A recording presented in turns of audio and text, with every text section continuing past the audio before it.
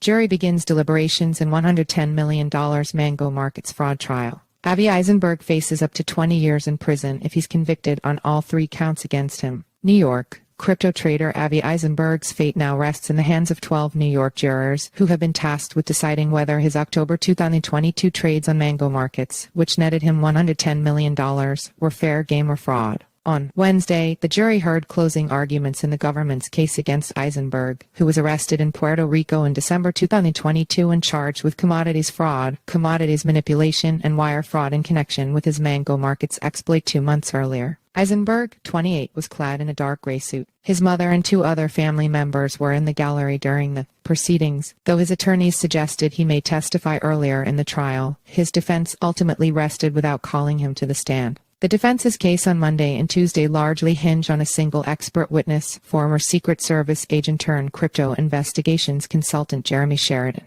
Over 2 days of testimony, he spoke to the mechanisms that enabled Eisenberg's trades and the difficulty of understanding whether his borrows were, according to Mango Markets codebase, actually borrows at all. But much of his testimony got thrown out by the judge after the court determined his knowledge of Mango Markets codebase was itself insufficient. Prosecutors have argued that Eisenberg engaged in market manipulation, trading large sums of M&Go perpetual futures contracts between himself to pump the price over 1,000%, then using his newly created collateral to fool the platform into allowing him drain $110 million in various cryptocurrencies via the platform's borrow function. But Eisenberg wasn't borrowing, prosecutors told the jury on Wednesday. He was stealing. Hours after the exploit, he issued an extortionate anonymous proposal to the Mango Markets Decentralized Autonomous Organization DAO, offering to return $67 million of his haul in exchange for promises not to pursue criminal charges or freeze the rest of the stolen funds. The facts of the case were largely undisputed by Eisenberg's defense team when they took the stand. Instead, Eisenberg's lead attorney, Brian Klein, attempted to frame Eisenberg's massive trades as a successful and legal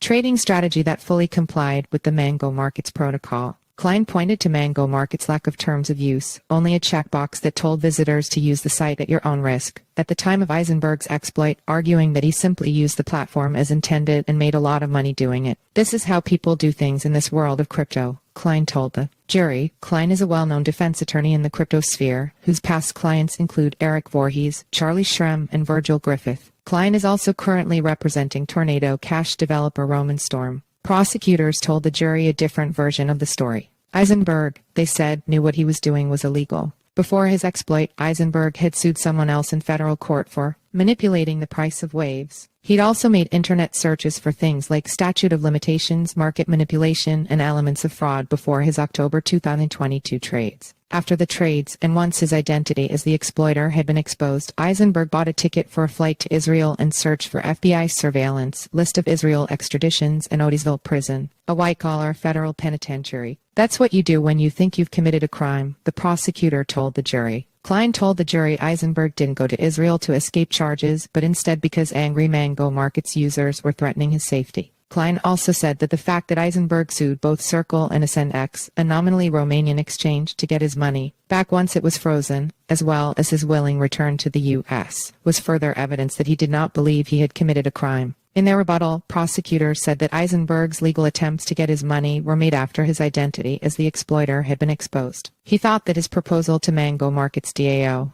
and its subsequent waiver of liability meant he was off the hook, emboldening him to come back to the U.S., they said. "Manipulation, lies, deceit, it's criminal whether it happens on Wall Street or on a computer program," the prosecutor said. Eisenberg faces up to 20 years in prison if convicted on all 3 counts.